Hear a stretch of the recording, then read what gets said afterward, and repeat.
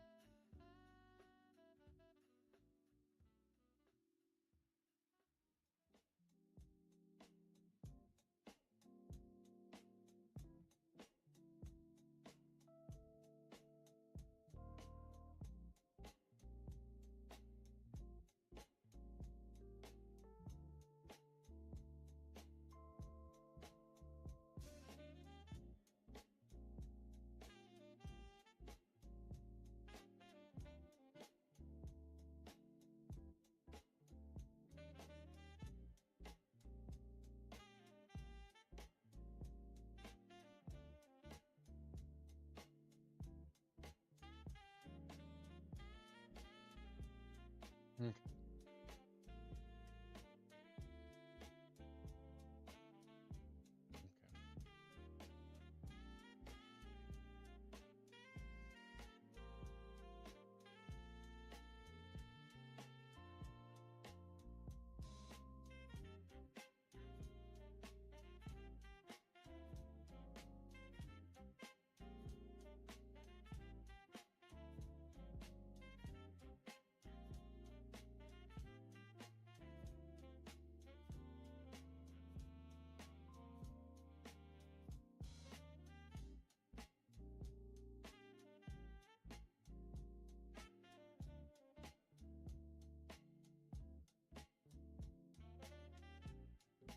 Mm.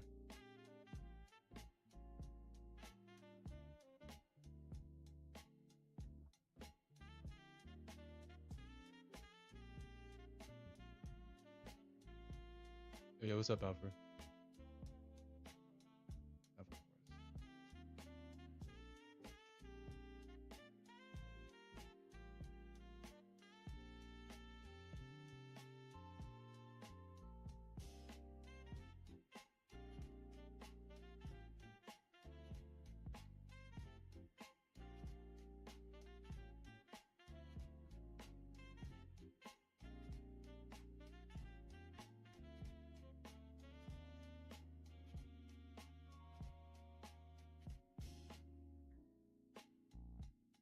it was, you know what? Like I said, next week I'm definitely going to just shut up and color next week. Just another week underutilized this week. No closer. Actually, I moved further away from my next payout this week. Very challenging week. A whole lot of restructuring was done.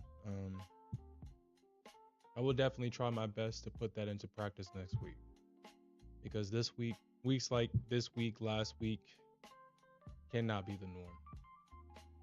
It cannot be the norm. So that trade that we put on last night, the trade we put on last night, the trade that I put on last night, dude. The trade I put on last night, man. It reached a high of about $2,600 at its high. $2,600 at its high. We down there get a perfect entry. Perfect entry. Ooh, oh my god, dude. We get a perfect entry. Actually, I don't think I need this. Well, I'll keep it though. Actually, no, I don't think I need this one. Or was this? Yeah, actually, never mind. Anyway, you get a perfect entry. From this entry, we get a big move higher. I mean, shit, as soon as it gets filled, this could have been an easy winner right here. That would have been an $1,100 winner. I probably would have targeted the highs like this anyway. I probably would have targeted that range, 950. Yeah, I probably would have took the 950. Because if I didn't take it, it would have went right back to the break even. Or actually, no, it would have still got it. And then it would have went right back to break even and did this right here.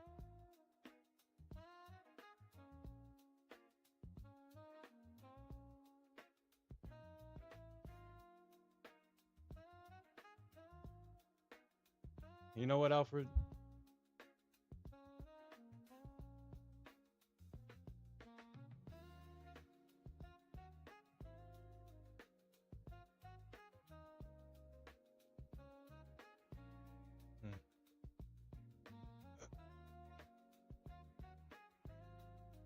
Oh.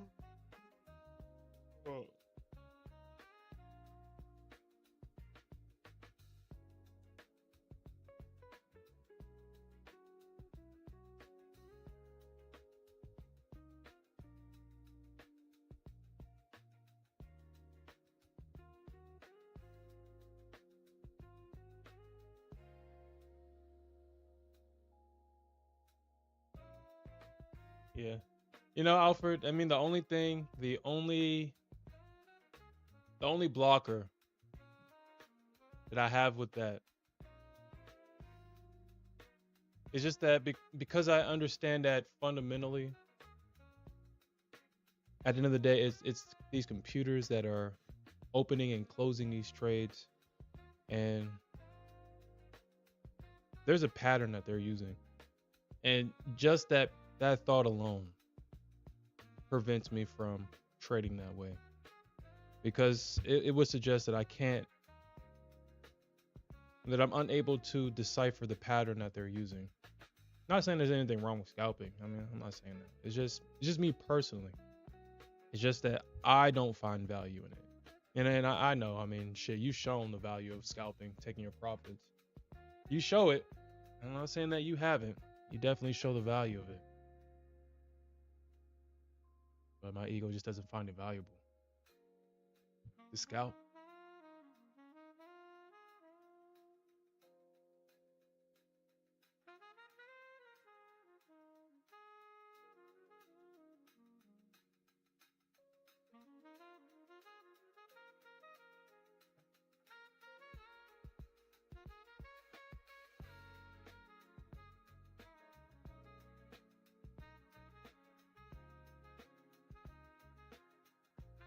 My boy Smith saying that he didn't get the funds didn't get deposited into his account. I'm surprised that these brokerage don't provide instant funding, which is interesting that they don't just give you once the funds clear, they just deposit the funds into your account. I'm surprised.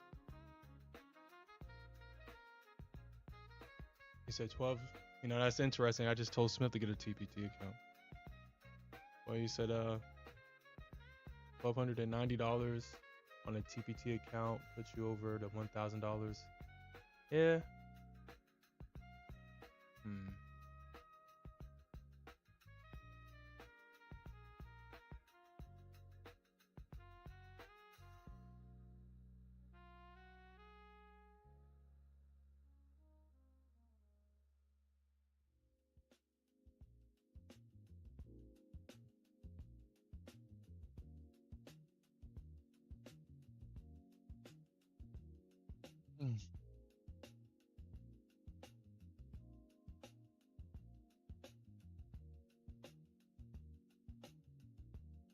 Yeah, I think that's what I'm gonna do today.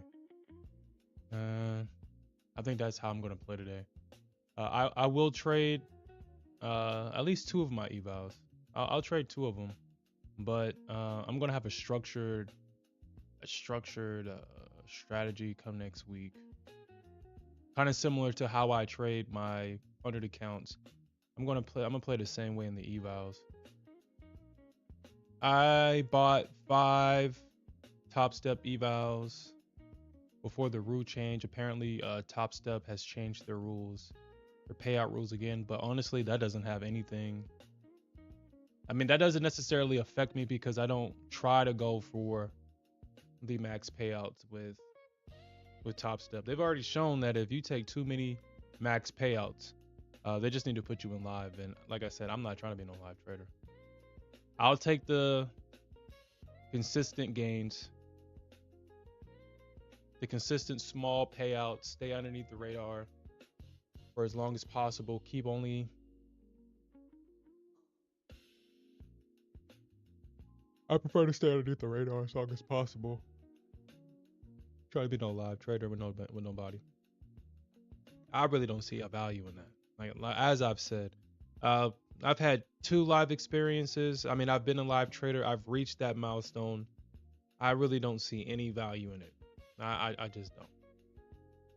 I almost got banned from one prop firm. I had to explain why they should have allowed me to try again, which was crazy. And then my other live account, I had to ask permission every time I take a payout. It locks the account, and I had to ask permission to get the account unlocked every single time. I've had 2 horrible live experiences, and then I become a live trader with the prop firm, and then come to find out they added a buffer between SimFunded and their live account. So they added a buffer.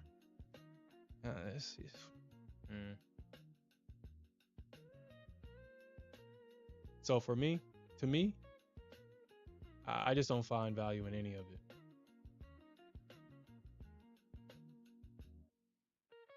I don't find value in any of it. Just want to get paid. All right, so it looks like silver ain't going. Looks like silver is not going to. Damn, look at that. Well, silver. Silver.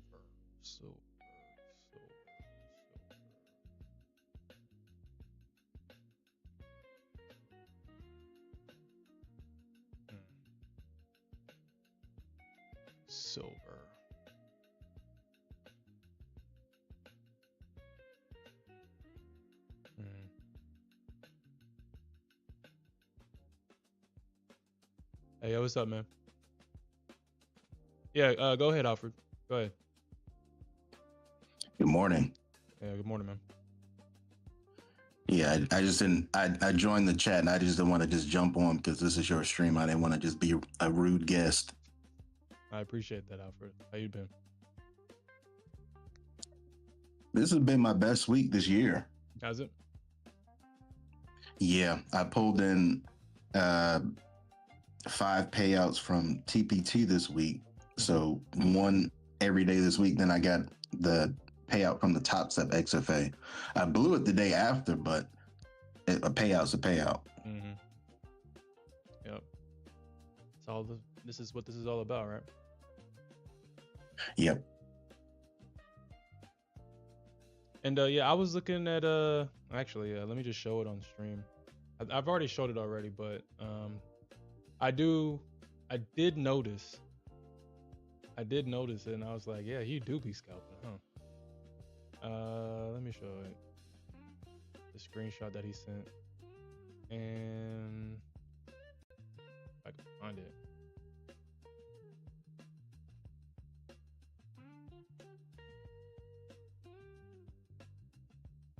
Interesting.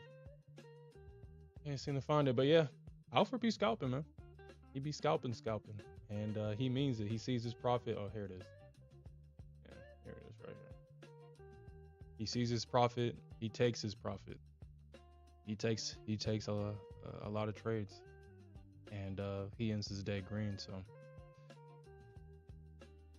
just goes to show that you can make money any way that you want to make money in this market. It's definitely possible to do whatever is more comfortable for you to do. But are you going to go to your local script club and support the local scrippers with these payouts this week? Of course, man. I haven't. It's been a while since I've been there. Oh man, you left the scrippers in a drought? The scrippers been in a drought? I had to pay taxes. Taxes? Yeah. Yeah, it is tax season, isn't it? I handle all of that like in the beginning of the year, and I just forget about it. Like as soon as January hit, as soon as everything is available, I just do my taxes and get it out of the way, and then I just move on. And it is April, isn't it? Yeah, I had to wait for all my 1099s to come in. Like there was the Rise Works. They took forever to get me my 1099, so that's why I was delayed on getting it done ASAP. But then I had to, while I was waiting on it, I had to itemize all the evaluations, combines, resets, and all that stuff because I'm writing all that stuff off. Yeah. Well, if you don't mind sharing, do you have an LLC? Are you trading underneath an LLC, or are you just trading underneath your name right now? I'm trading underneath my name right now. I'm gonna look into the LLC or the S Corp stuff like later on this year, but for right now, I'm just trading under my name. Yeah. So, yeah. Well, let me say this: I'm not a financial advisor at all. I mean, anything that I know is piecing together other people's opinions because people on the internet just go and say anything. But so I trade underneath an LLC, and all my payouts go into a business account. But I've recently, I'm seeing a lot of videos about trust, so I need to actually look into that.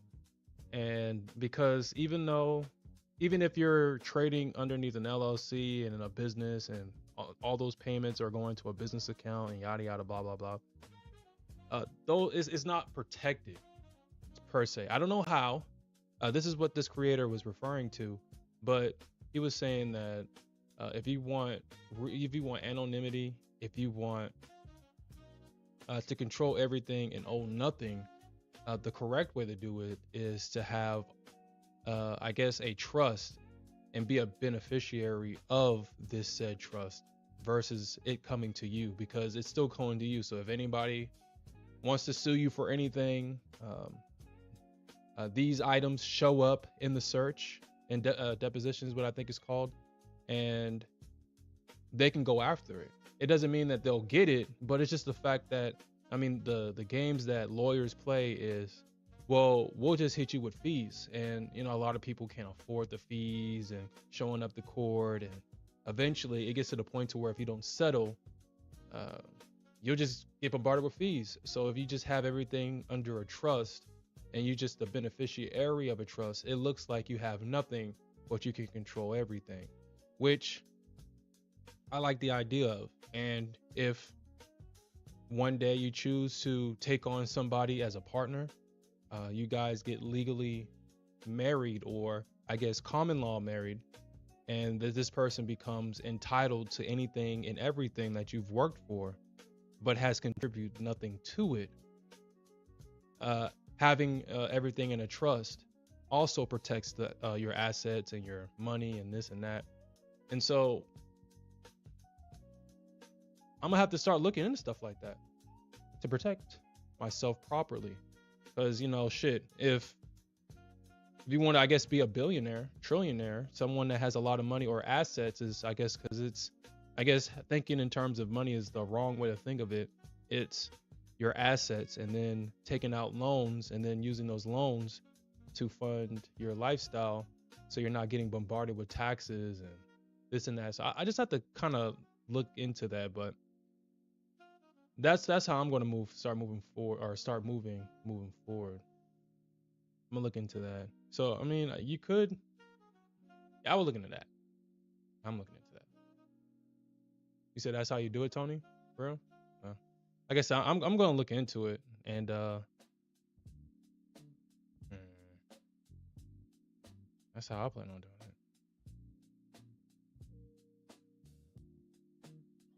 it. Yeah, last night I wasn't even planning on trading, but I had to start dozing off, and then all of a sudden, whatever I was watching went to a stream, and I'm sitting there looking at it. I'm like, man, NQ still is dropping from going up that high. I was like, is it gonna go for a gap fill? That's when my spider sense started tingling. You jumped into a trade. Yeah, I took a short, but see, I was like, I got in late, so it was like I got in towards, like, when it was pushing towards 27,000. So I got in like 2750-ish, and then when it kept popping, I got out like around 2724. So I'm like, I just locked that in. I was like, all right, I'll just take that, because I wasn't even trying to trade, so it's not like I was trying to invest a lot of time into it. Yeah. You know what? I think that's actually a good question. How's your psychology after after having your best week, after successfully taking payouts every day this week? What has that done to your psychology? The way you think about the markets now? It's got me more excited as opposed to fearful as I was in the past, because I'd be like, man, I hope I don't blow up. Like that would be my mentality going into the market. Man, I hope I don't blow up again today. And like this week, I'm like, man, let's see how much I can extract. It's like, I know I'm going to take some losers, but we want to keep those small. And if I need to hold a little bit longer, I'm just going to start my positions off small. Like my last position, I had 6 micros on. Oh, wow. And I went from 20, I think I went from 27,200 to 1998 240. Okay. So I bought 40 points with 6 micros, and I made like, what, 470 or something like that. And I already had like 811 from trading last night. So I'm like, all right, I made 1290 and I just logged out.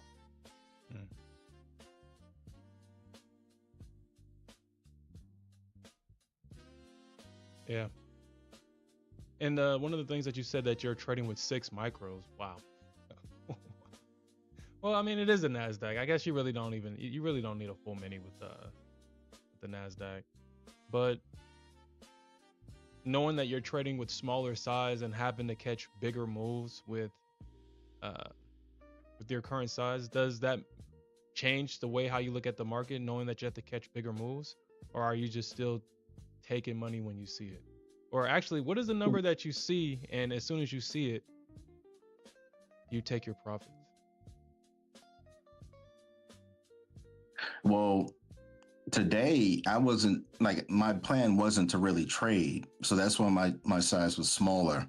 Normally I would be in with like 15 to 20 micros, and if the trade was working, then I would just get stupid with the number. But I was like, man, I'm not trying to make that much. Like, I'm not like I don't even want, like I didn't really want to trade today because I'm like, okay, I need to take some days off just to calm myself down because I don't want to go into next week thinking I'm hot shit and then blow up on day one, like the first 5 minutes. Yeah. Yeah. Yeah, dude. I swear these reward chemicals make you feel like you're Superman. Makes you feel invincible. Makes you feel like you're a market wizard. I mean, you can be, but man, that feeling is very powerful, very intoxicating, and it's crazy how we just lose ourselves when we get flooded with those chemicals, with those emotions. It's crazy. Yeah, that's why I'm learning to just, okay, if you feeling like this sudden rush of success, you need to take like a day off or just trade smaller Hmm. because like if I would have tried to get in there, yeah, I'm about to throw in 5 minis, a pullback would have just wiped out everything. Mm. Yeah, and you already know as soon as you add the size, Bogdanov is gonna dump the entire market, and you know it. Never Oh fails. yeah, Never fails, man. that's how I blew the top set XFA. I was like, I was on cloud nine. I was like, yeah, I just got to pay out. Let's get that shit back. Let's run it back. Let's Hmm. run it back. I was up $400 in green. I took because this is on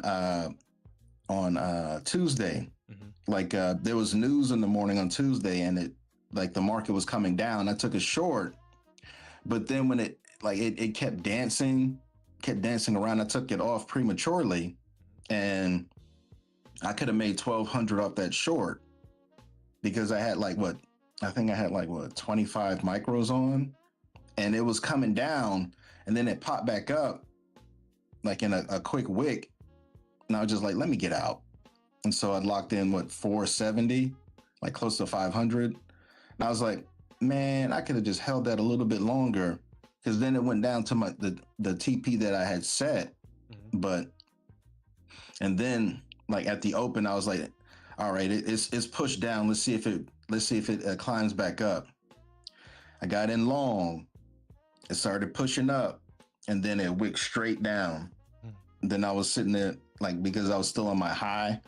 I was like, let me give it about like I kept moving the stop down, and then I was just like, let me add some more. Let me add some. Nope, nope, nope, nope. And then it came back up to my average, like because my average had moved down, and then it just plummeted.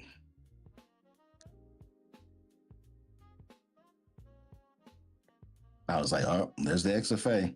Because I was like, I because at that point I had removed the stop loss because I was like, oh, it's coming back to my average. Let me go ahead and ride this thing back up. It didn't go back up.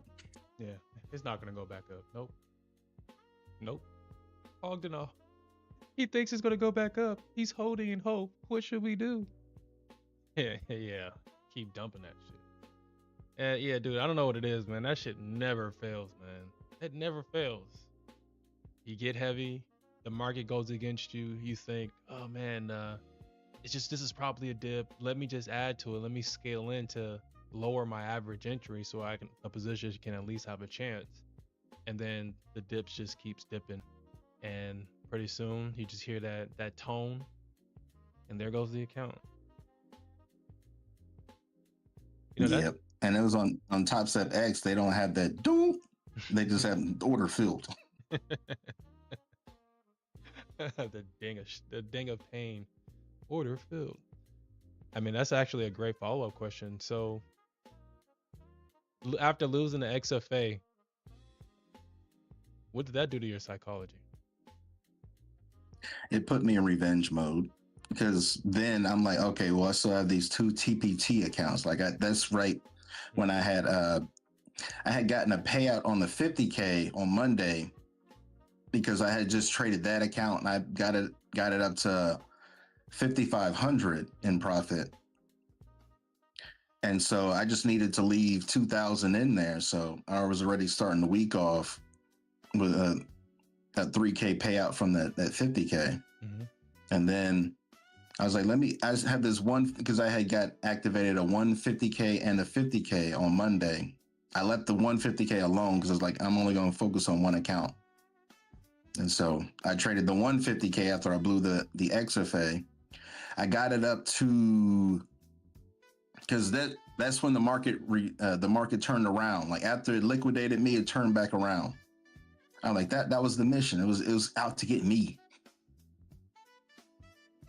But Dude. after it turned around, then I was like, okay, let me go ahead and like I was longing. I was going long, and then it would push up. I would take profits. Then it would retrace. I would get back in long, and then it pushed up again. Mm-hmm. And so I was able to get it to like 42.50 or 42.49 ish. I was like, I'm right at the buffer. That's when I got cocky.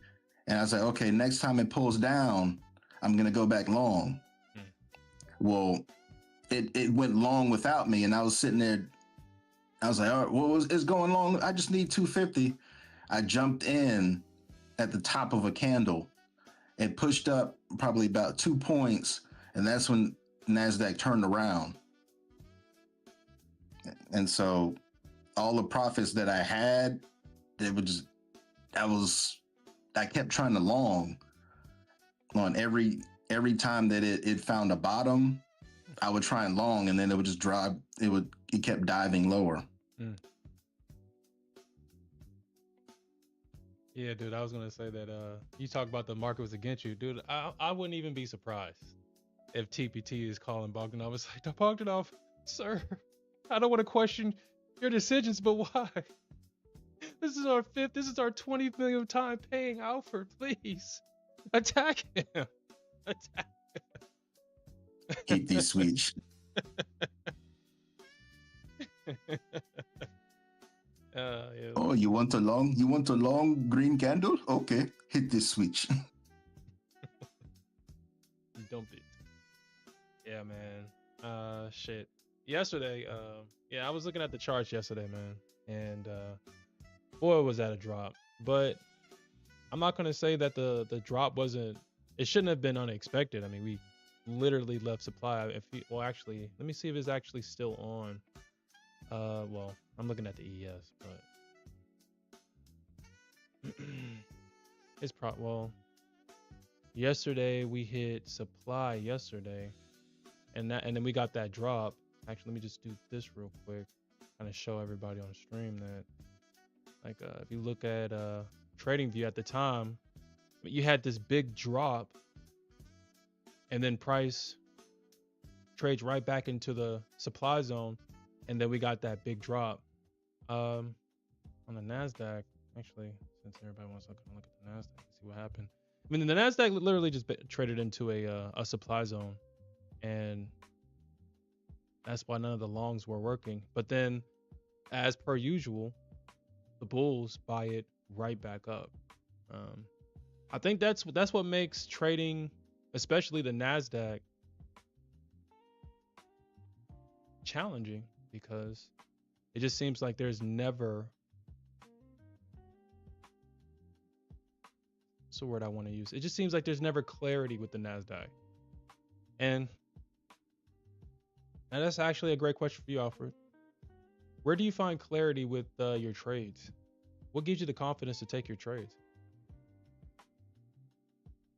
I'm looking for momentum spikes, or like areas like yesterday when the NASDAQ recovered that whole drop, like 2 nights ago. I'm like, okay, well, if it did all of that, there are still orders sitting up at the high, because that's where it fell the furthest from. So there's still got to be orders up there for people who missed out. And then once it took out the high, like I was aiming towards, okay, well, I'm looking for this to sweep the high. So I'm going to play along to the high. I'm going to get out before the high hits, because like 9 times out of 10, it's going either it's going to push up and there's going to be like a big giant wick, or it's going to reject near the high. So I always play like a couple points before the high. And then once it hit the high, I just hit the lockout button because I'm like, all right, well, whatever happens after this point, I've already got my profit for the day. Because if I sit here and try and short this to the ground, it may not work. Yeah. So I'm like, I've been learning to be more like satisfied with profits, because yesterday I made 3,400, like continually longing the pullbacks, because I took a short the night before, and I was like, okay, this is gonna keep pushing down to I think, what was I looking at? I think 26,900. I was like, it's gonna push down to 26,900. Well, I got out at 26,912 because I was like, I need to go to sleep because I got to go to work. And then I woke up and saw that it went to 26,8 something. I was like, oh well, I made money. Yeah. I can't catch everything. Yeah. Yeah, and that's a very powerful thought too, because that's what I've been struggling with too, man. It just seems like for whatever reason, I just don't want to move forward. I mean, my intuition is telling me exactly what you said. Just continue to take good trades, and it's going to add up, and you'll have a good day. But I want to be able to just take one trade and be done, and I want to be able to make a lot of money in just that one trade. I don't like the idea of re-exposing myself to risk multiple times, especially if I have some gains already locked in. And I think that's true for a lot of traders, that once you see green, you don't want to give that back, and all it takes is one bad trade and the entire account is now in danger if there's like no protection mechanism from that's going to prevent you from completely blowing the account.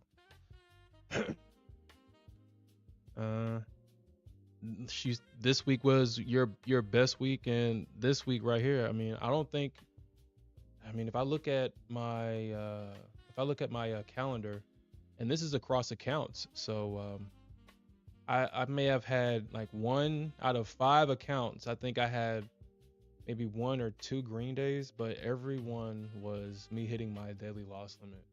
I still have the accounts because I use risk management when I trade, but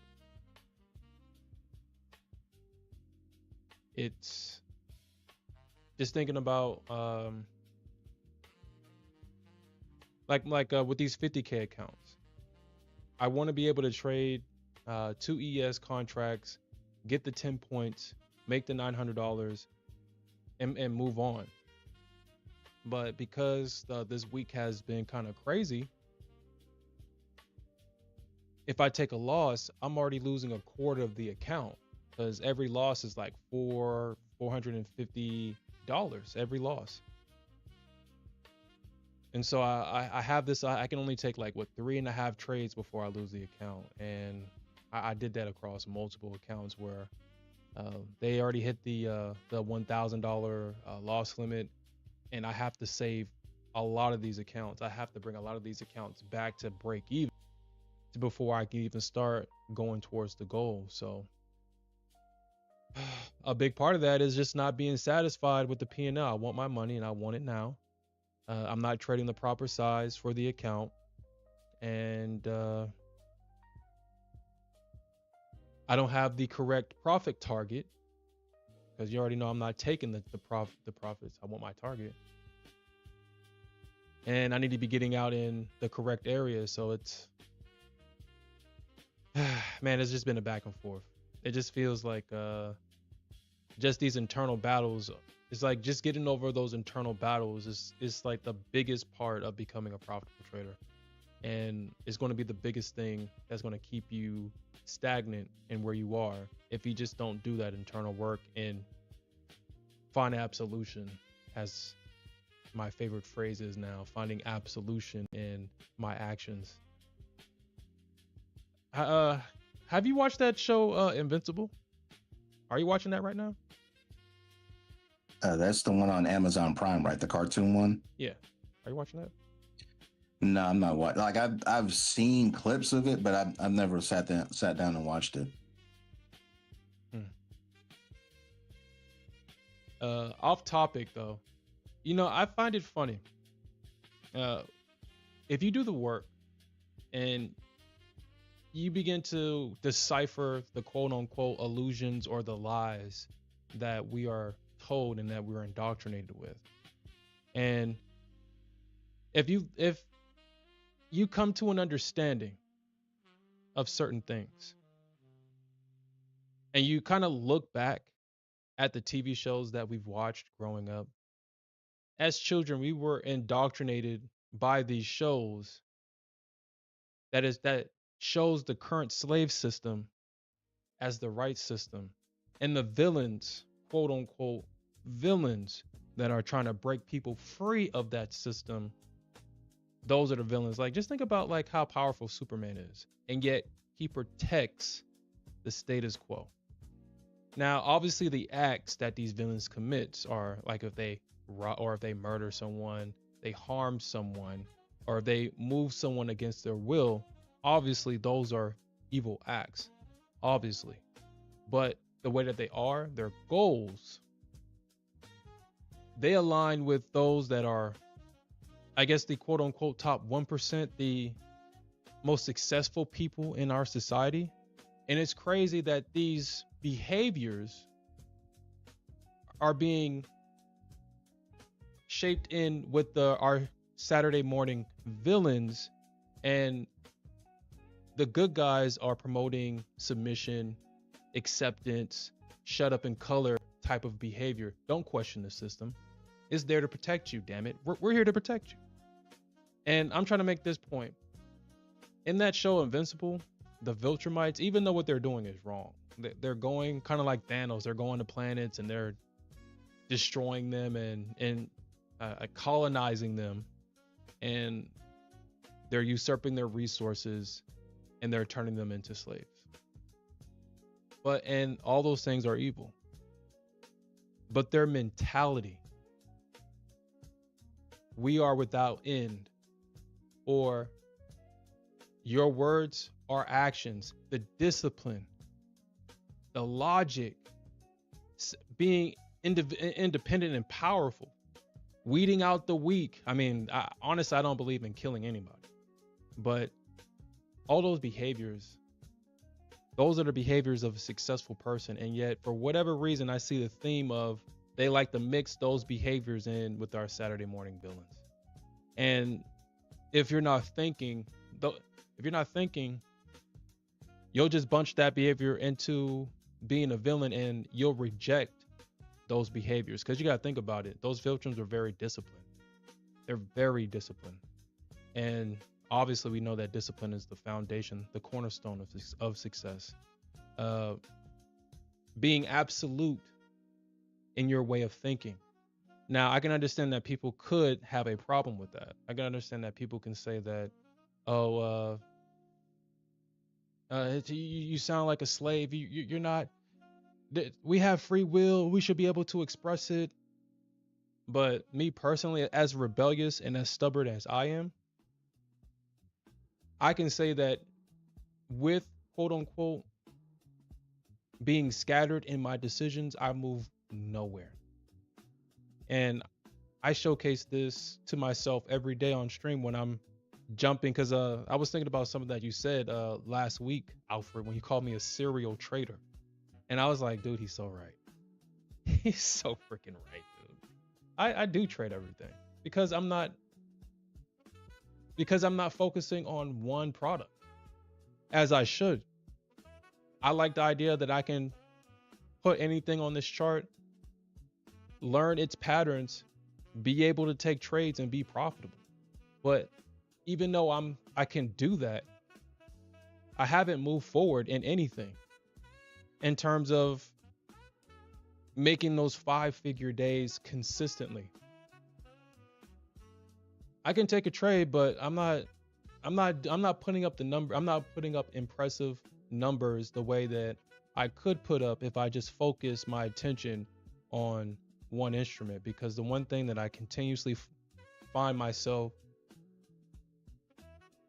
the situation I continuously find myself in, is that if I'm looking at, as an example, the NASDAQ, and I'm looking for a setup on the NASDAQ, the ES already made the setup, and then I could have had a profit target hit. But because I was so focused on the NASDAQ, I completely ignored the ES. I completely ignored gold, silver, CL. I mean, just earlier this week, I took a trade, or a Sunday open, I took a trade with CL. Came back to the charts and made $5,000. $5,000. Little to no drawdown. It just went straight to target. Not necessarily straight to it, but it consolidated its way up to my target. And just stuff like that is like, man, I really have to kind of just begin to really focus, pick an instrument, focus on that instrument, and move forward. And with all that being said, Alfred, when you started to find success, what are the things that you sat down and you said to yourself that allowed you to move forward and have the success that you have now? The first thing, less is more. The less time that I stay in the market, the more I usually walk away with. Recently, I've been in the markets maybe an hour. The most is like an hour and a half from the New York Open.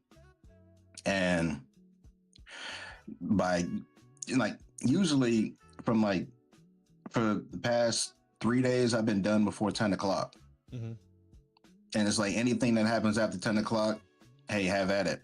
But I've already got my piece of the pie. I think of it like when you go to a buffet, you get you a nice, like you get you a little bit, like a little bit of this, a little bit of that, a little bit of that. You sit down and enjoy your meal, then you leave.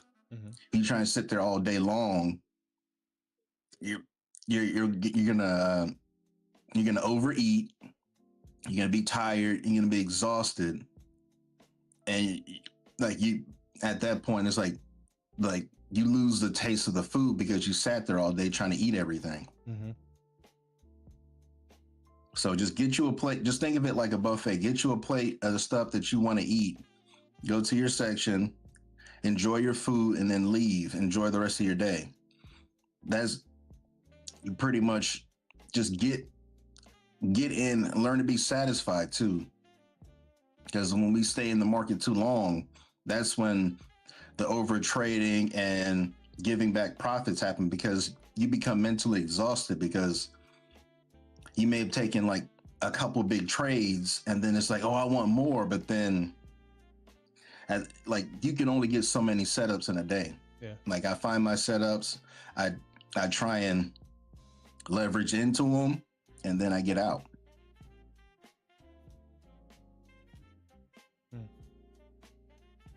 And when you leverage into your positions, what are the criteria you're looking for in that?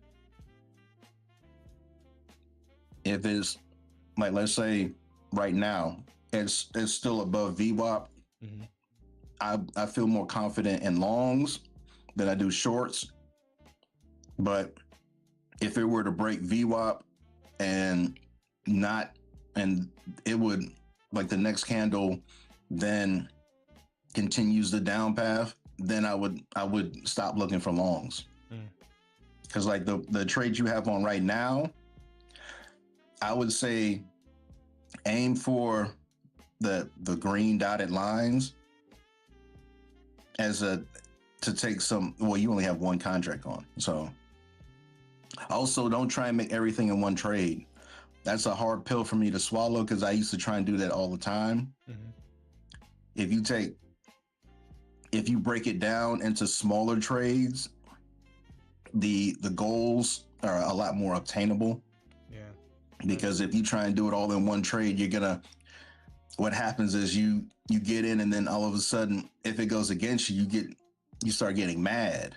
Mm-hmm. If you're taking your profit, you say, okay, well, I know, okay, let's see what if there's going to be continuation, because if it moves without me, so what? But I've already gotten my piece. I can wait for the next, like, let's say you're waiting on a bus. Mhm. You missed the first bus. Are you going to be mad and try and run after the bus? Bus is going to leave you behind. Hmm. Let's wait for the next one. Yeah, and this is trading, so there's always going to be another bus. There's always going to be another bus. You know, and that's mm, that's also my dilemma. And well, I think Top Step kind of solved that for me. Top Step kind of solved that. Now that I can't, well, I guess with these accounts, I can still take the max payout, even though I don't, like I said, I don't go for max payouts. But I think with the 50Ks, I guess the max payout you can take out is or 2,000 or 3,000 or something like that. And so that means that in 4 days I have to make what? And in order to get the $2,000 max payout, I have to make $4,000. If I just want to make the $1,000 a week and just have $1,000 left in the account, all I have to make is 2,000. So obviously I can split that baby down the middle, and I can take $1,500 a week per account and just make 3,000 in a week. And making 3,000 in a week, that's only what, $600. So once these accounts become funded, I don't have to worry about shooting for these big targets. Shit, I would have got my I already got that target filled right there at $600. I would have had the account locked up, and I just would have done it again tomorrow. And I'm just going to pretend. Well, I'm just going to pretend that these are these new lower max profit accounts and just start getting like $600 per day once I get to the XFA. Go ahead. I was going to say that only affects the accounts that you buy after 428. Yeah. That's why I was said that I'm just going to pretend like these are the new max payouts and just go for 600, because I mean, I'm not going to sit here and say that my greed doesn't drive a lot of these trades that I have. Is it greed? My need to be to perform at my best. Taking base hits to me just seems like I'm not even trying. It feels that way. Obviously, in the moment, it feels that way. But at the end of the day, seeing a green day on the calendar, or at the end of the day in the week, see a calendar full of green and then the accumulated P&L at the end of the week, that's a great feeling. But in the moment, it's like, man, I'm only making $400, $500 when I could have. I'd even crack up $1,000, and stuff like that. It bothers me. Because I take pride in my performance. I want to be in the conversation of the top 5. That's what I want. That's what I expect for myself. That's what I thrive to be. And when I do something less than that, then my ego, or I guess my character, comes into question. Not in a negative way. It's just like, okay, so what are you doing? I mean, you trying to make this money, or are you just playing around with it? I mean, what is it? And these are the questions that I just asked myself. So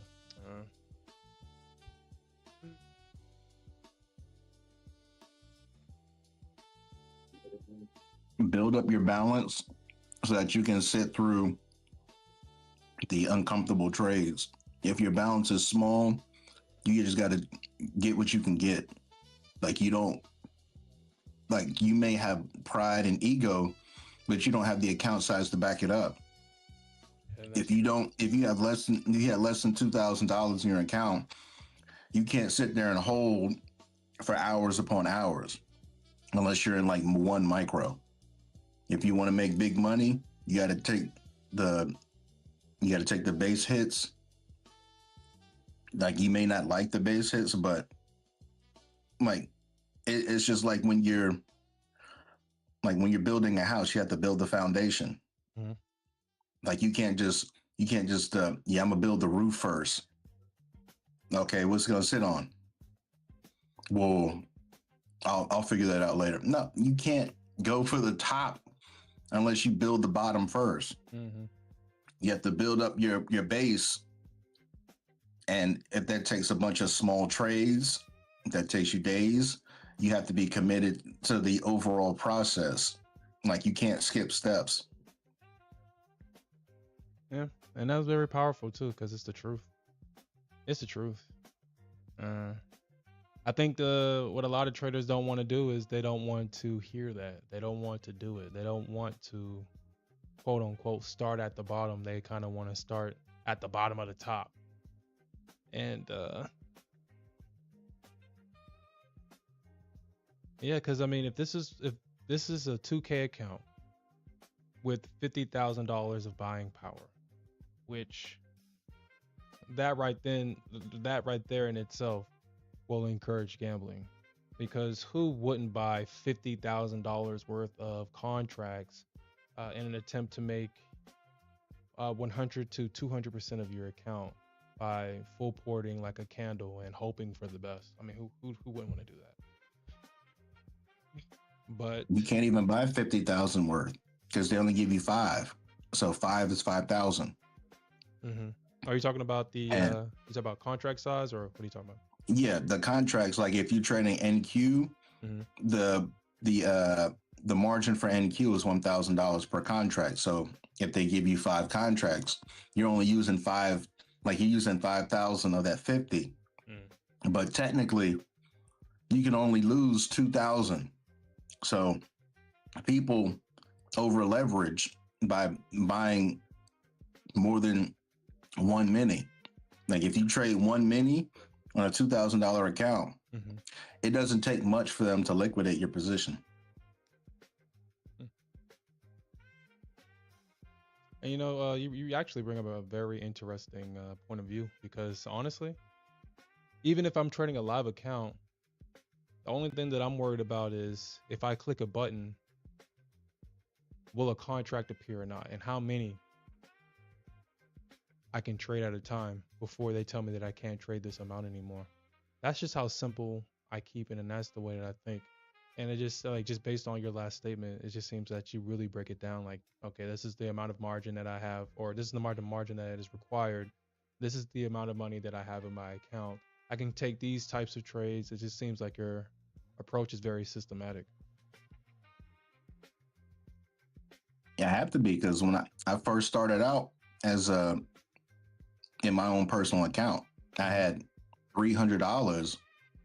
Mhm. So that meant that I could only use MES. And MES, like, is $50 a contract. Mhm. If like I had one time where I made a mistake and I had six contracts on because I was trying to close a three contract position, Mhm. but instead of putting three sells, I put three buys. Mhm. And then when it like I almost freaked out because I'm like, man, if this whoa, why am I in six contracts? Because if this comes back, I'm screwed. I immediately got out. So the add-on three contracts were at break even while the other ones were in profit. Mhm. So you have to be mindful of those things when you have a personal account. Yeah. Like what's the margins? And then with war stuff, like the war and tariffs and all these other news events that happen, are the margins going to increase? Because if the margins increase, that limits the amount of contracts I can actually put on, if I can put on any at all, depending on the account size. Yeah. That's exactly what happened to Smith. That's exactly what happened to him. Because you know that he kind of puts he does these small account challenges, and I think Trump said something, and during that time margins went up so much that it exceeded the amount that he had in his account, and he had to sit on the sidelines and wait until the next trading session when the margins went down to be able to open up another trade. And I was like, wow. Wow. That's wow. I've been trading Pros for so long that I don't even, I guess that's probably why I think this way, because I did start off with one funded account. I had $1,500. This was money that I made with what is it called? Options trade. I had a really good position in options, and I just took some of my I took $1,500 of my winnings of that position, and I put it in a futures account, and I lost that thing so fast. Lost it so fast. Margin. I was trading 4 micro contracts. I was scalping.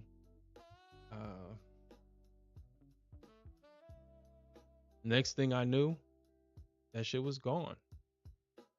And I think it was gone the same day. And then I really had to sit back and think like, damn, I literally just won this money trading options. And this is when I wasn't profitable with options at all. That big win was just me getting lucky, counter, or what is it called? Being a contrarian. Just betting against everybody else because everybody was talking about being long. So I went short, and it was a big short. And I think I made about, I don't know. So it was a big position.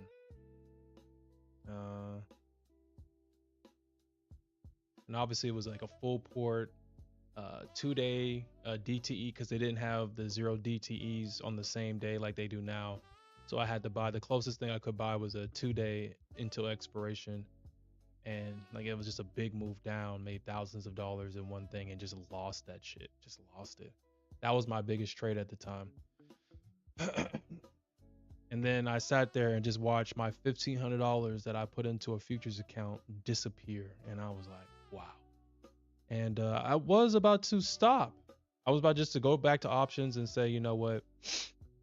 I like the idea of futures, but it's too expensive. I wouldn't even be at that time losing $1,500 every day. I wouldn't have been able to survive that.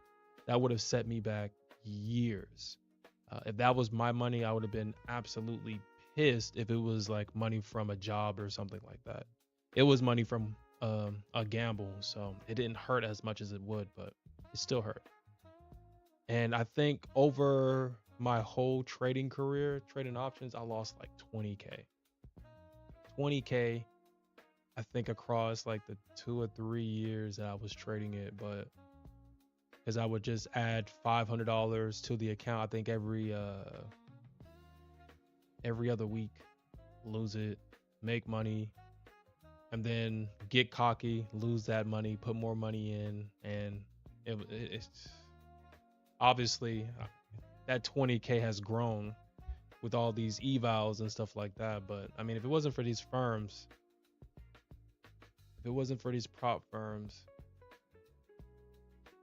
yeah, I think I'd still be trading options. I mean, shit, what else would I be doing? Yeah. I stopped trading options because I didn't feel like I had enough control. Like when you trade options and the move happens overnight, and then it retraces before the market opens, you're pretty much at the mercy of the premium. Yeah. Because I've had trades before. It's like, oh man, that thing just pumped overnight. It pumped overnight, and you look like you wake up pre-market. It's like, oh, it's up, it's up, it's up, and then you wake up like, well, then the market opens and it's at your break even. Yeah. I'm like, what? See, I hated that, and I was like, if something happens after hours, you're pretty much. Now, I remember one time I had SPY contracts that I had held on to over the weekend, and I had some SPY puts, and like Sunday night there was like some kind of war news, and SPY took a beating, and then by the time the market opened, SPY was like right back at break, like it was right back at where it closed at on Friday. I was like, Man, I couldn't lock in any of that. Mm. Yep. Yep. That's why when I found out about futures and it's like, oh, you can trade that at night. You can trade this. What time? Like the market opens on Sunday night. So if something happens on Sunday night, I can be a part of it and I can get in and out as many times as I want. Sign me up. Yeah. Which is crazy. Which is crazy. They have a PDT rule for options. They don't have any protection mechanisms for futures. And it's literally the same thing with a different name. Literally. I wonder whose bright idea that was. The PDT is actually being reduced. Like they actually ruled on it. So now the PDT is going to be, you have to have at least $2,000 in your account as opposed to 25,000. And so that takes effect next, well, it said in 45 days. And they said that the ruling happened, I think, about 2 weeks ago. So I guess the middle of May, they're going to enact the new $2,000 PDT rule. So I'm gonna throw like 3,000 into to my Webull or one of these other accounts that I have, because I have a Webull, have a Charles Schwab, because they took over TD Ameritrade. Oh, did they? Yeah, they bought them out. So now Thinkorswim is on Schwab. So I'll throw some money in either one of those accounts or my Robinhood account, or because I've had so many cash accounts. I had the Thinkorswim, Webull, Robinhood, and then Tastyworks. Now it's Tasty Trade. Yeah. I would alternate, because with the cash account, you can only spend what's in there. You can't just get back in. So I would have the Webull. Webull is like my daily account, and then I'd have the other ones as like secondaries. So like if I use all the money in Webull, I would like, okay, let's see what I can do an instant transfer on a Tastyworks. So let's see what else is going on. Yeah, that's the one I got now. I think I still have money in my I have to look. But I think I still have money just sitting there in my what is it called? Interactive Brokers accounts. It's probably like $100 or $50 on it. It's only enough to probably keep it open. And I think there might be some money in my TD Ameritrade account as well, because I think you got to keep money in that account to keep it open. I have to check. I'm glad you said something, because if I have money in that account, I might just try to build that account too. I think I should have money in that account. It's crazy that these are all banks, and I only keep money in the account to trade, to play with that money, not necessarily to store it. I never really even thought about it like that either. Yeah, I'm gonna start using my Thinkorswim, because Thinkorswim, like, because I have both a cash and a margin account on them, but I think they closed my margin account when it crossed over to Schwab. So I might have to open up another one. Okay.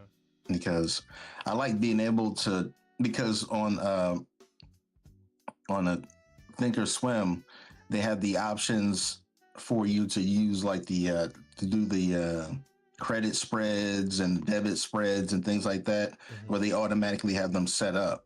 Because it's like, when I tried doing those before, I was like, man, I have no idea what I'm doing. Because they give you the options, like, okay, do you want to use multi-leg? Do you want to use just 2-leg and all this stuff? You want to do like the strangle or I don't know, the strut. I don't know what all the technical names are. But yeah, there's so many ways you can make money on options and shares. Like futures is nice because you can get in and out as many times as you like, but you can make, like, the real money is in like just buying and holding. Yeah. Like I can't do that on a prop account. So that's why I also have to, because if you were to go long after the big drop happened like last month, you could have just been banking because we went down to what 23 something last month. If you'd have just got in towards that and then just held, because now we're at like 27 on NQ, like you would have made it like that would have been your whole year's salary.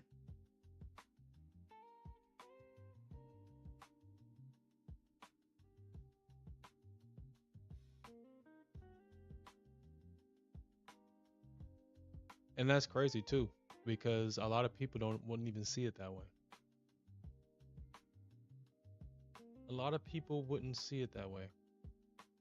I think we're so used to working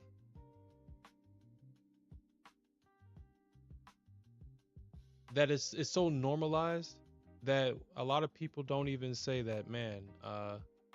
Like right now, like I'm up like what $850 in this position right now. Actually, I gotta make sure that normal. I guess I'll just say it. I don't see this as I just made $850 in an hour. I just see it as this hasn't hit my target. It's just interesting, and honestly, I'm considering actually taking the profits here because we could see a rejection. We could see a rejection, but at the same time, this thing could continue to, because it is Friday. It can continue to go higher. Yeah, that's what I was trying to mention earlier, but then I saw you only have one contract. If you had on two contracts, I was going to say I would take one off at your median point, that little green dotted line. Yeah. But because you only have one contract on, I mean, it's up to you. For me, I would have taken that off. But I mean, that's just me. Mm-hmm. But I mean, you can hold it. What I would do is I would move your stop up to that lower brown line. So that way, if it does come back, you're still out of the red. Mm-hmm. But I mean, that's me. I know you don't like moving your stops. Yeah. I'm always trying to lock in something. Yeah, getting paid for at least your work is, because I guess if you really think about it in a way of being a consultant or getting paid for your results and not for, I guess, necessarily your time. I just put in, like right now, I'm up 20 points on the ES. And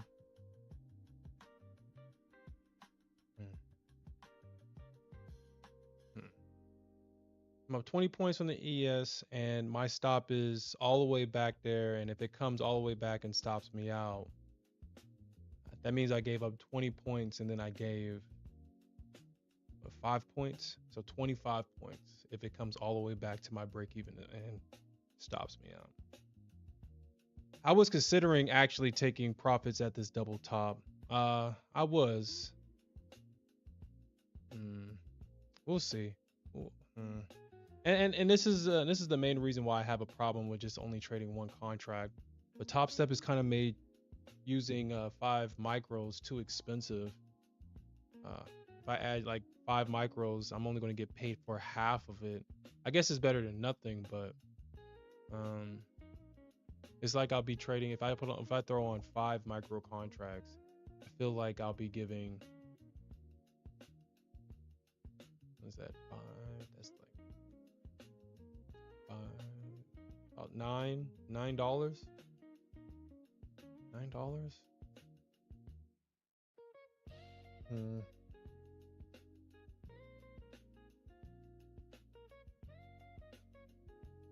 You see, I don't even care about the commissions because it's not my money. It's sim money. Mm-hmm. I'm just worried about how much the profit is. Like the commissions don't really mean anything to me, especially because I'm trading on Take Profit Trader. They have like their commissions are cheaper. Yeah. As opposed to other ones. Like if you're on My Fund of Futures, then you can't go crazy because that eats away at all of your profits. Yeah. Yeah. Tradeify is the same way too. Missions are freaking crazy, dude. And I mean, saying it out loud, I feel very strongly about this internally. But when I say it out loud, it's like, dude, it's only $9. But man, that shit adds up. And I guess it's a big problem because I've already kind of reduced myself, or I've gotten myself to the point to where, okay, I'm trading smaller size. I'm not trading the size that I would love to trade, the size that I normally would have traded before getting to this point, like 5 minis. Because I mean, y'all guys see it. I mean, I'll throw on the heavy size as a last resort, and I'm comfortable sitting with it. But obviously, trading that way doesn't, for the longevity of the account, it's just not going. Yeah. Anyway, but because I'm trading small size, that means I have to shoot for bigger targets. And sometimes those bigger targets, we don't like, kind of what I'm doing right now. I basically got to get like 30. What is this? What? Damn, they're almost 30 points. 27 points. Yeah, I got to. Is that 37 points? I think that's 37. I think I'm doing my math right. Let me do some quick math real quick. Okay, 29 points. All right. I got to get 29 points in this just to make, what, $1,400? 29 points. If I had 2 contracts at my entry, I would have already taken profits at that range, because $1,500 is what I would need. And when you're trading smaller size and you have to get a bigger profit, I feel like, and this is my assumption, the commissions are high on purpose if you trade correctly, because $9, if all you're making is $200 in a big trade and it takes you all day to make the $200, the commission is so impactful because, damn, my P&L says I made $200, but I really made 190 or 180 depending on how much money they took out from commissions. And that's why it's such a big deal to me, because I'm already trying not to add to this position. I'm trying to keep these accounts as long as possible by trading 5 micro contracts. If I add on another contract to kind of make up for the commissions that, or the P&L loss from the commissions, then that adds more. I have to add more risk to the trade. That means I have fewer trades that I can take before getting to that payout. My goal is to get to the payout every 5 days. So every 5 trading days, I want to be able to have a winner. And at the end of those 5 trading days, I want to be able to take the maximum payout from that. And if I'm keep getting nickeled and dimed, then that means that I won't be able to take out the payout that I want to take out. Now, I guess I shouldn't complain if I can take out a payout at all, but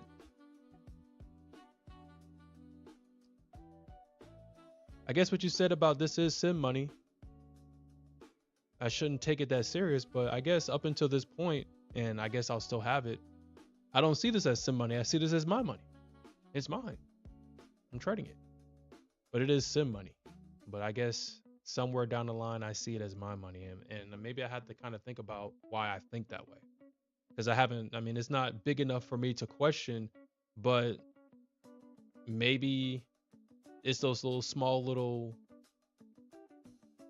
ideas that's kind of holding me back, because I really do think this is my money and this is how I'm treating it.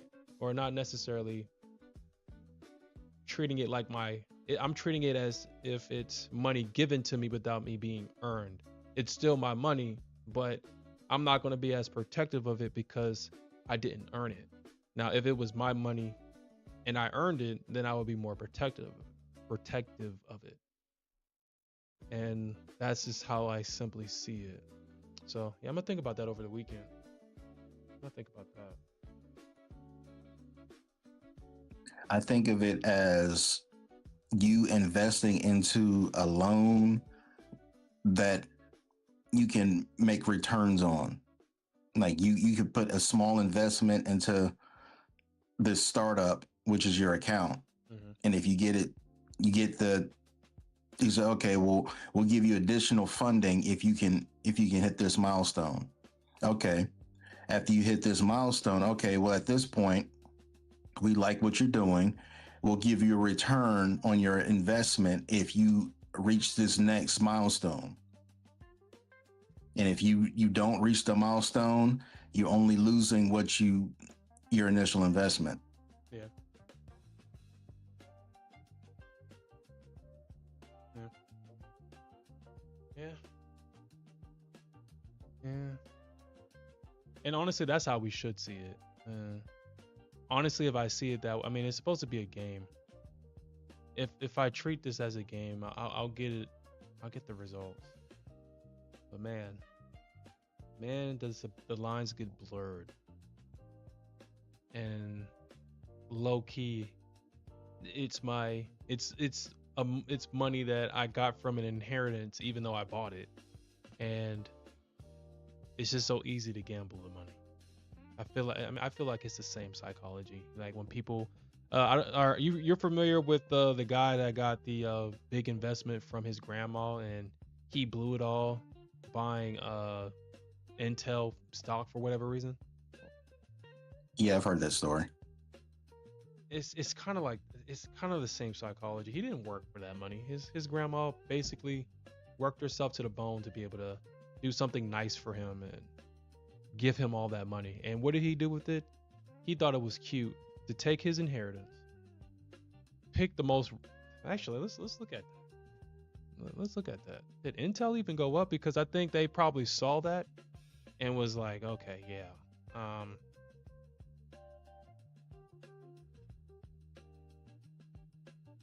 Because Intel hasn't even. Oh shit.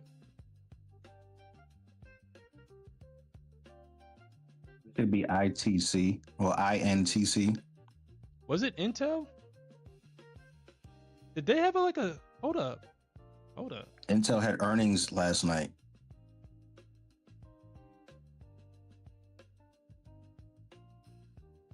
Huh. Huh. Interesting, huh? Interesting. Interesting. Interesting.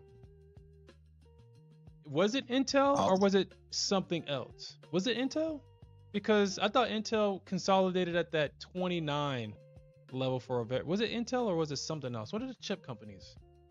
I think it was something else. Actually, let me see if I can just add Chat GPT. Because if it was Intel and he bought it, because I think he bought it at like 29 or something like that when it was like a big thing. And then you have to ask, oh, I think it was Intel because look how it was consolidating. It was consolidating. And this guy said that he was going to hold it for 10 years. No, it had to have been something else. Because if it was Intel and he bought it at 29, this shit is up at like 82. So it couldn't have been this. Or I don't think it was.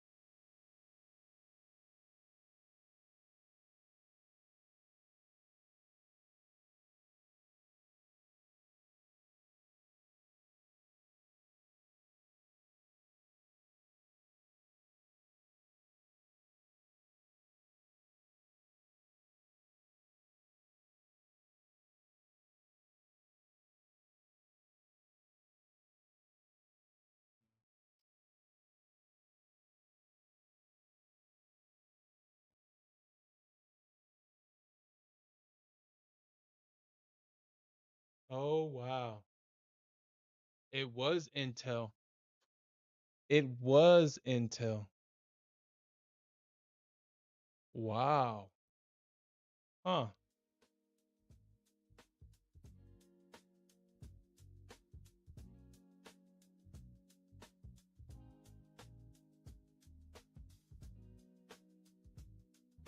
All right.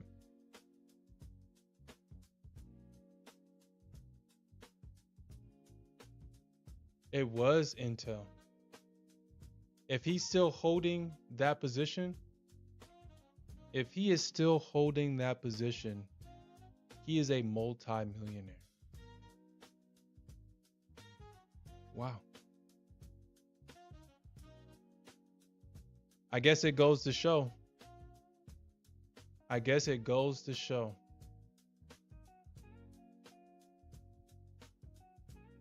We're so used to instant gratification that we're not looking down the road. We're looking at what's in front of us. So that's why I need to get back into investing, because like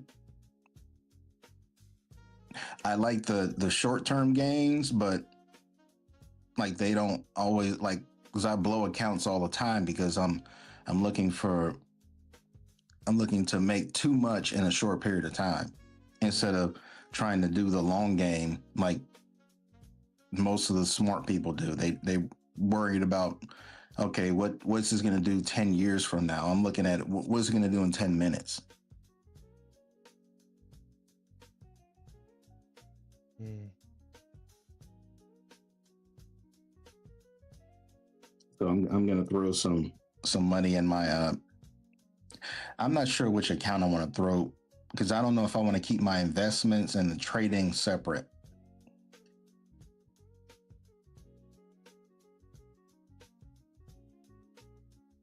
Yeah. Hold on, my daughter. Give me a second.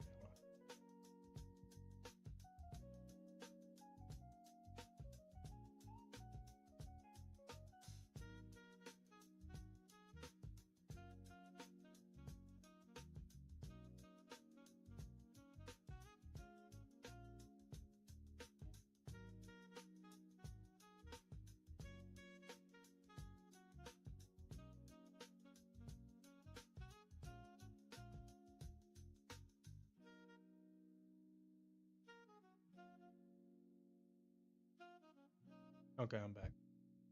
Yeah. I might have to take this here. I may have to take this because this is the ES. Let me see what the Nasdaq is doing. If the Nasdaq looks like it can continue to go up, then oh shit. The Nasdaq's gonna double top here. Hmm. There's still time in the day, so you could hold on to it, but what I would do is I know it breaks the rules of Sherm, but I would move my stop up so that at least if it comes back down, you're at break even on the day. Hopefully the ES will be. Oh, finish your thought. My bad. I was gonna say, if you're not looking to pass it, and like if you're not looking to pass it right away, then I would take a break even day over a red day anytime on evaluation.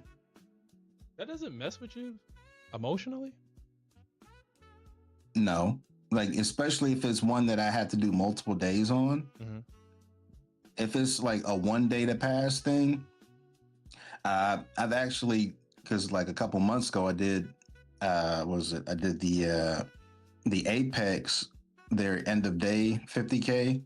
It has like $1,000 daily loss limit. Mm-hmm. I hit the daily loss limit, and then the next day I made 4,000 on it. So it's not undoable, because I've done that a few times on those My Funded Futures starter accounts. I hit the DLL, and then the next day I was in scout mode, and I was like I was in one mini, and like every 5 to 7 points I was getting out. Mm-hmm. I just kept doing that until I got out of the DLL, and then that's when I started using like the other contracts. Mm. So it's all about how much you want it. Like if you're willing to take small, like a bunch of small trades Mhm. to get back, like you would say, a bunch of base hits. Base hits win more games than home runs. With base hits, you can get in and you can get out. That means you've locked in profit. Going for a home run means that you have to be in a trade longer, with the possibility of it not working out to where you wanted it to, because it's a probabilities game. Yeah. Dude, I mean, that would mess with me, man. Well, actually, just thinking about it is messing with me. I couldn't do that. It's easier. It just feels like, because already, well, the market is just very notorious for doing bullshit like that. Like, I mean, first and foremost, if price is coming back to your break even, there was an area where you should have taken profits.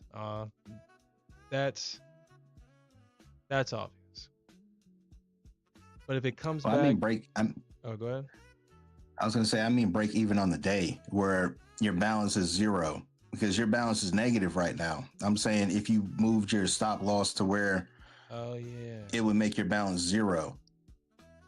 Not like where you would end the day with that negative, like 455. I'm talking about you move your stop loss to where it's like if it comes back, it's like 500. So you're still green for the day. You may not be big green, but you're still not negative. You want to know how I got that negative balance? I actually forgot. I'm looking at it, and I actually forgot. Crazy. I left a limit on the chart last night. Didn't even realize I did that. I could have sworn, like when I came back to the chart, and I was like, I could have sworn I deleted these limit orders off of this chart, but I didn't. But I deleted the winning limit orders. Like if I left this limit order on, this would have been a $2,600 winner. But I left the freaking loser on, just completely forgot about it. It misses the limit right here. Like if this leg right here would have filled it and came down, that would have been a 20-point move, and my target would have got hit. But for whatever reason, I left this on, and then I had an extra limit, I think right here as well. I forgot how I had it set up. I just knew that I came back to the chart and saw that I was down $450, and I had to look at the execution list to see what happened. Sure enough, I just left the damn order on the chart, and I don't know, man. I don't know if I'm in self-sabotage mode where I'm trying to, because I guess let me say it this way. Internally, I feel like I can move forward. I feel like it's time that I am moving forward, because now I'm trading the ES where I'm supposed to be, I guess, even though I hate saying that. But I just feel so empowered when I trade ES versus everything else. I feel more confident. I can literally put on 20 contracts on ES and not feel a thing. I feel very confident in trading ES. And with that confidence, I feel like I can really build and really go the distance with ES. And so internally, at least in my gut, it's like, okay, I can move forward. But I think mentally is what's kind of holding myself back, because I'm comfortable where I'm at. If I move forward, that means I have to start thinking about other things. I have to start thinking about, if I become too successful, the attention that brings.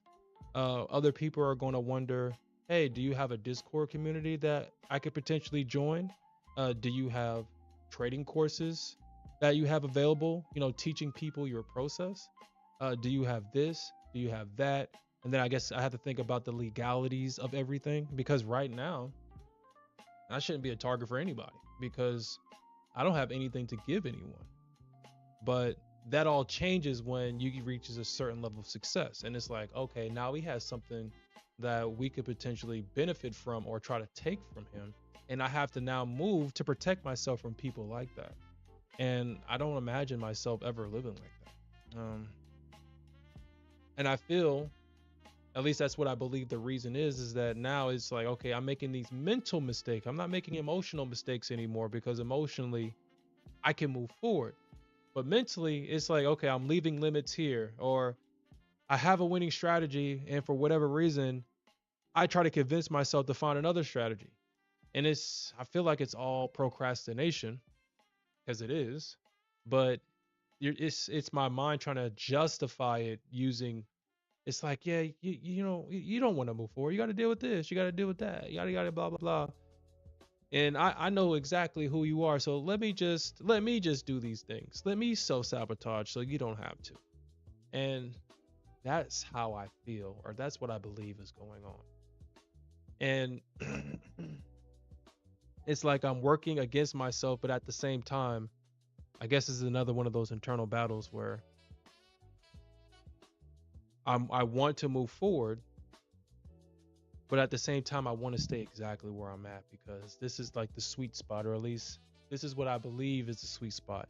And I guess this is the devil that I know versus the devil that I don't know. Once you start to make real money in trading, your tax bill becomes, first you get on a radar. First off, now, if you're not making too much money, the IRS is, you don't really have to worry about the IRS knocking at your door if you don't particularly file your taxes. I'm not suggesting that you don't do it, but what I'm saying is, if you don't, you're not going to have somebody knocking at your door. It will be something like, oh shit, we found a discrepancy in your account, you need to fix it.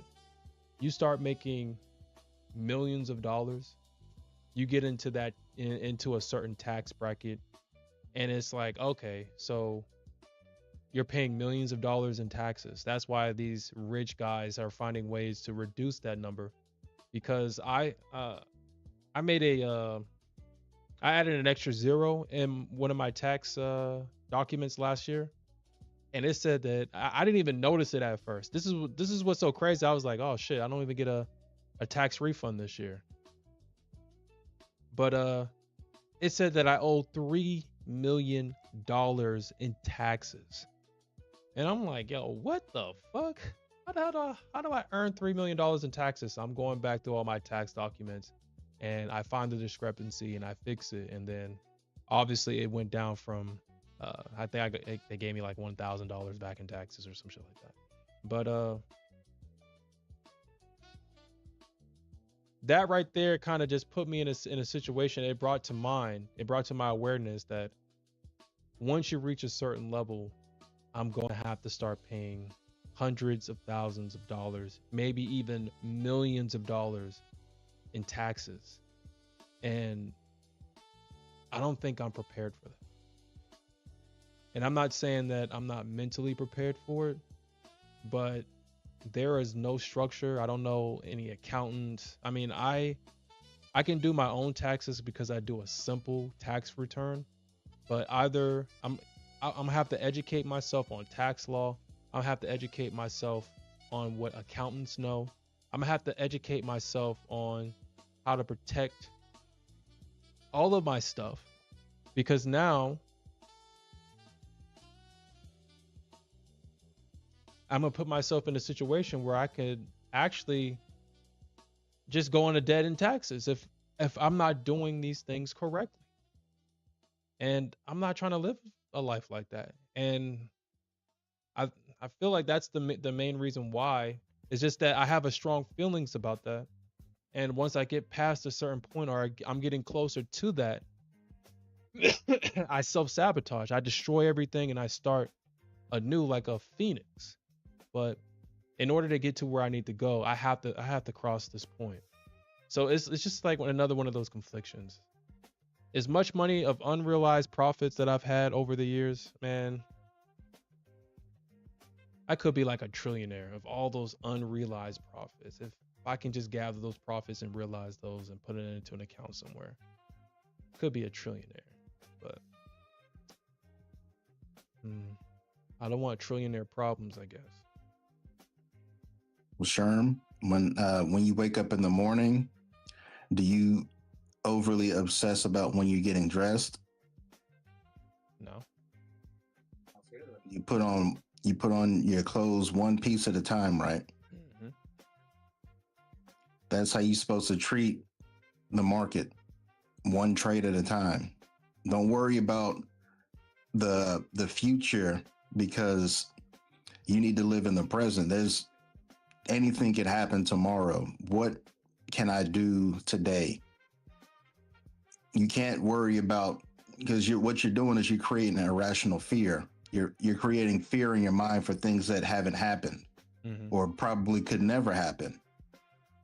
You have to focus on what you're doing right at this moment and how that's going to play out in the future.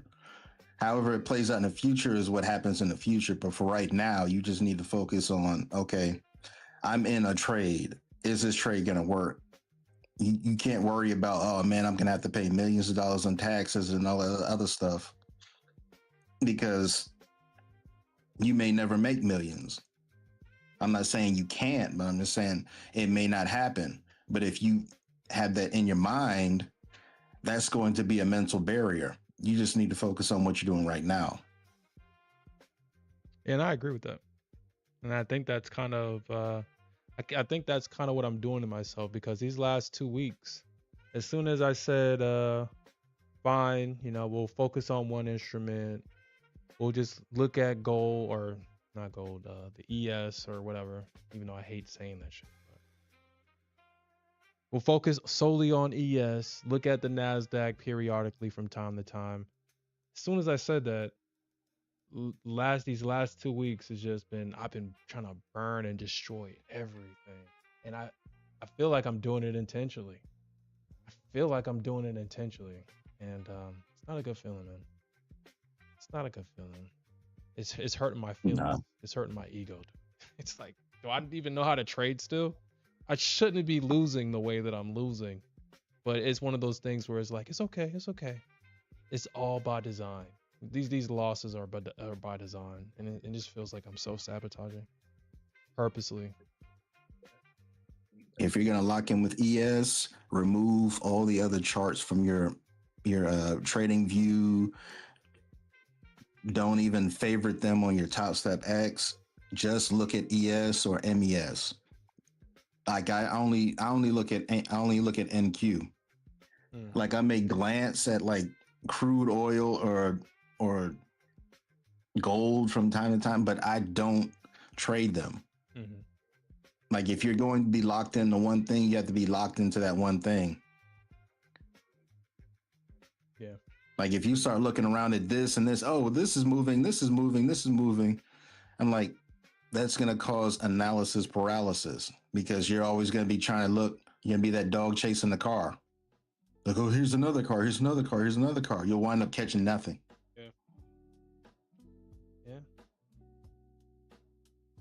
Yeah. That's true. And that's true. I mean, the only thing I have on my charts now is ES and silver.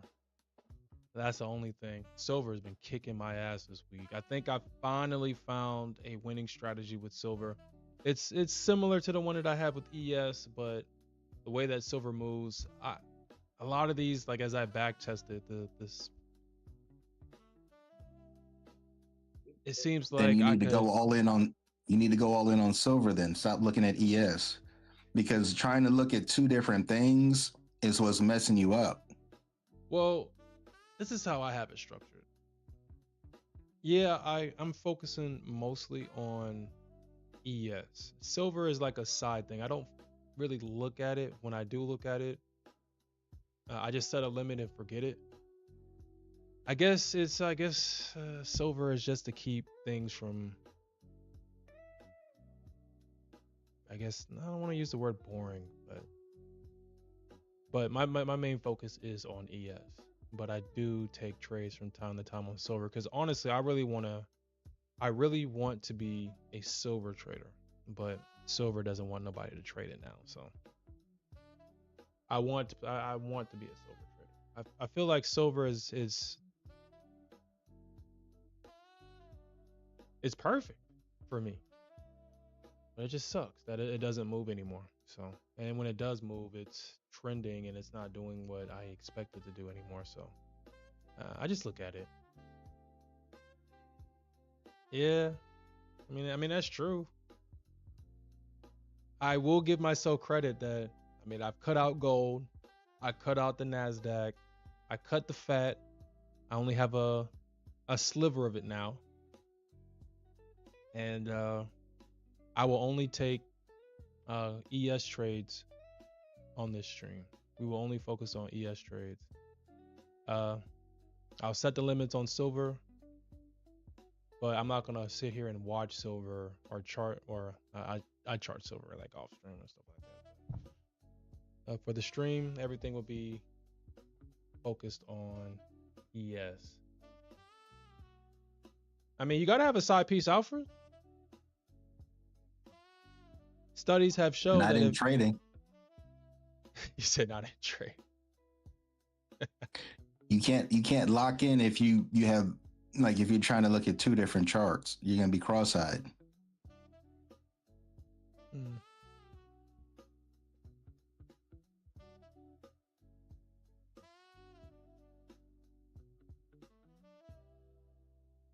I should get this target hit. I should get it. I see that and you know what, man? You know what?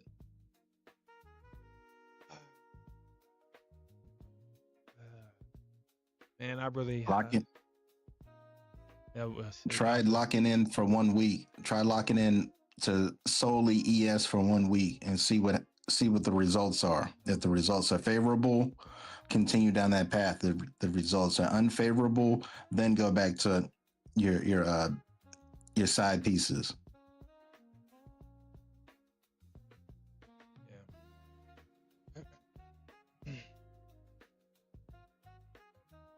Man, this is a 29-point play right here. 29 points. If I was up 29 points on silver, we rich. We rich. We're rich. Then trade silver. Nah, You keep talking about these. You keep talking about these hypothetical situations. If it was this or if it was that, it's not that. With ES, you have to be more patient. Either you have to be more patient, or you have to leverage in. Like when it pulled back, then you should have added another contract. If you felt that it was going to continue to move in your direction, you should have added another contract when it pulled back and it didn't hit your break even. At that point, it's okay. Well, I still believe in this. I still believe in this trade. Let me go ahead and add, because it didn't come back to the trade is still working and came back towards my break even, but it didn't hit it. So let me add one more contract and then move my stop to break even. Yeah. I was considering adding at this I was considering adding to this right here. I was, but I really didn't want to mess this one up, because this I was literally just one trade away from blowing this account. Literally one trade away. And now I have to bring back, like I said, a lot of these accounts. All right. I mean, shit, we're 3 ticks away from glory. I wonder what the ES is going to do. 3 ticks away. 3 ticks. Because then you'll have 900 in profit. I should have at least 1,000. Should. Nah, with the commissions, that would be less than 1,000. It'll be close, but it won't be exactly 1,000. I guess. Look at that. Never fails. And this is the part that I hate right here, where it gets close enough, it'll get like right under it, then it will reject.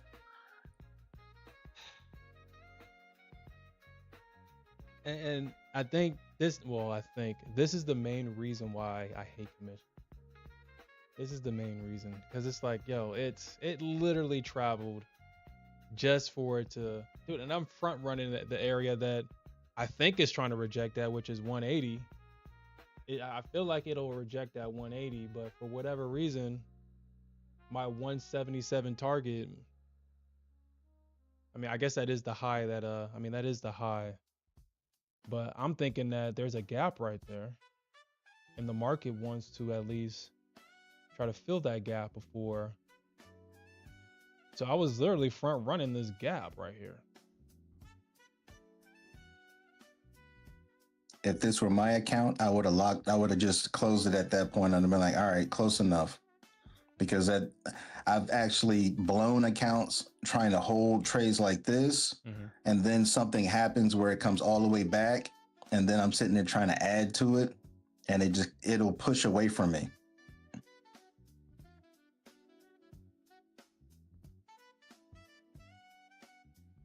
Crazy work though.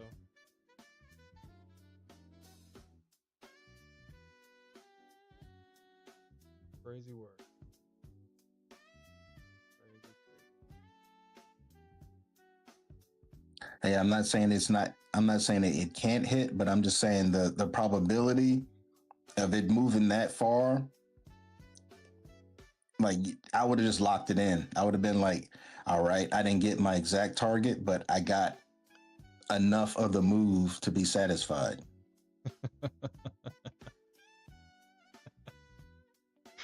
Yeah. See?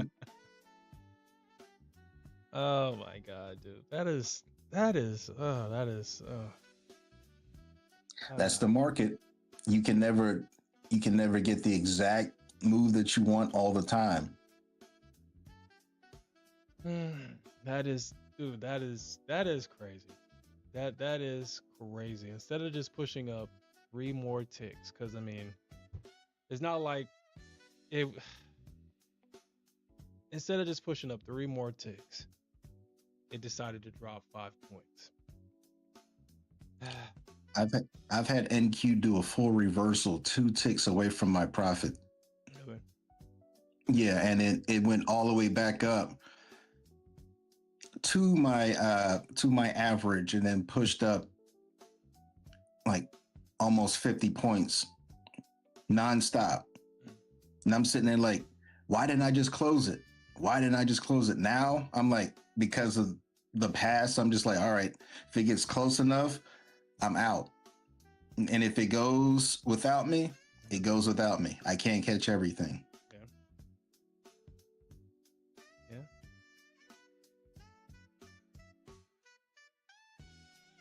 I'll say that you got me there, Alfred. I would be the opposite of you, like how you regret not getting your targets. I regret holding and it coming all the way back against me. Like when I could have locked in. Because like last night, I could have made, if I would have just held on to my trade, I could have made 1,500 in my position. But because I closed it early, I only made 800. But that's still $800 that I didn't have before.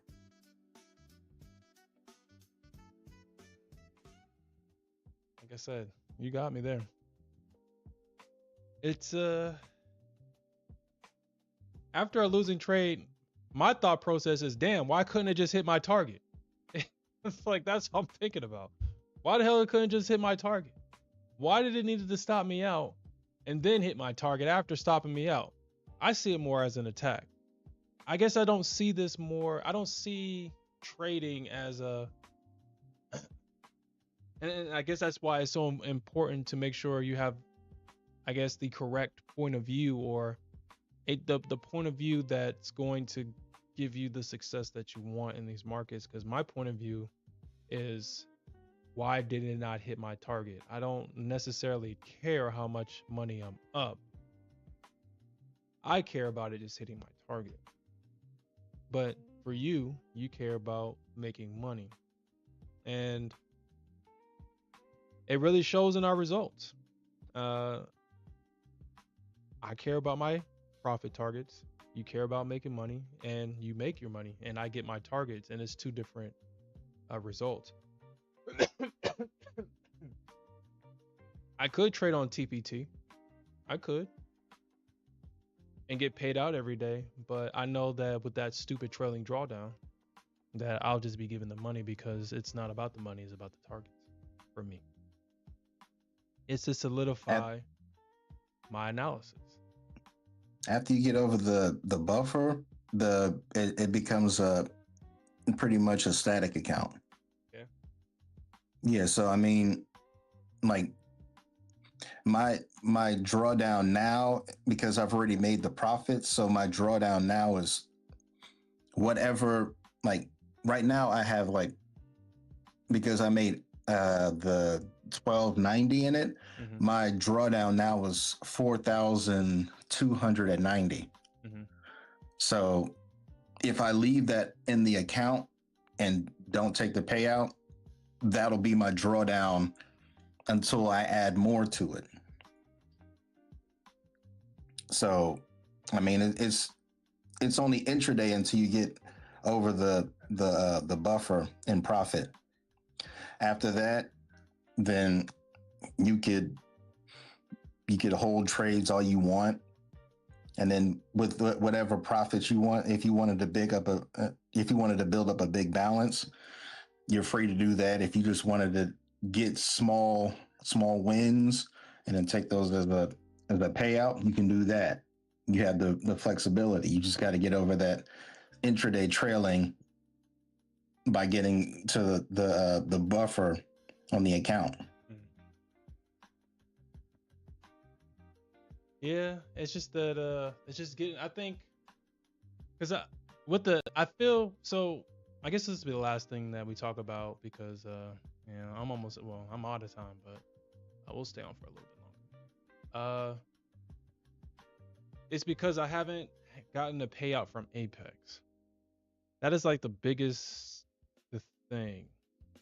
I had a 300K account with Apex, and the only reason why I was able to get through that account was because of that big drawdown. I don't trade the 150K accounts on the intraday. I haven't. And when I did, it just felt like I would lose those accounts pretty fast. And they were only as $100 as an example. I know that the 150Ks on the TPT accounts are like $200 with the discount and everything else. And everything is all up front. I guess I don't want to put myself in that cycle where I spend the $200, I have to trade the 5 days, and then as soon as I get into a funded account, I blow it the first day, because I want to trade the way I want to trade, and it's the unwillingness to take the profits when I see them and build up the buffer and get past the buffer. And then I have to start all over or spend $1,500 or $1,600 just to get my account back. So. Hey, Sherm, let me ask you this question. Have you ever had to work a job that you didn't want to do? Not really. But I get what you're saying. I mean, there's things that I had to do I didn't want to do, but I don't apply at jobs that I haven't applied at a job that I don't want to. I didn't want to work. Well, I mean, I get what you're saying. The analogy. Yeah, I get what you're saying. The analogy is pretty much just to say, like, you have to do something. Like, well, have you ever had to do something you didn't want to do? Yeah. In order to get to something that you wanted to do?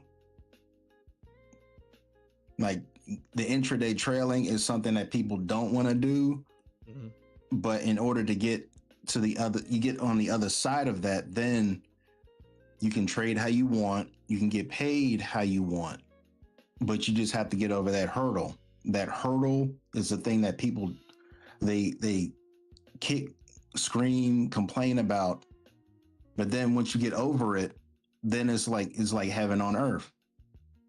but people don't want to put, they don't want to do that part, that the hard work part. Yeah. Like they're not going to make it easy for you. You got to do some, you got to put some work in. You got to get past the evaluation and then get past the buffer. And then once you get past those, the sky's the limit. You can hold as long as you want, and you can trade how you want. You just have to get past the hard part. That's how I look at it. Okay. Any closing statements before we go? Or you want that to be your closing statement? Hopefully you stay green. Hopefully this trade works out for you. It's just gonna dance near your TP, but if it hits, congratulations. If otherwise, I would say take it while it's there. Don't let it come all the way back down to your break even, because you know it will, because you've seen it several times. But other than that, hopefully you have a good weekend and refresh yourself for next week. All right. And I second that. Come back strong next week. And that goes for everybody. This game never stops. This game is without end. So we don't need to do everything in a day, in a week. We have the rest of our lives to do this, to play this game. And we should always keep that in the forefront. But I do appreciate everybody that joined. I appreciate Alfred joining the chat this morning. We'll definitely come back on Sunday night, and we'll definitely look for more opportunities to earn some more money. And with that said, peace out, everybody, and keep on jabbing.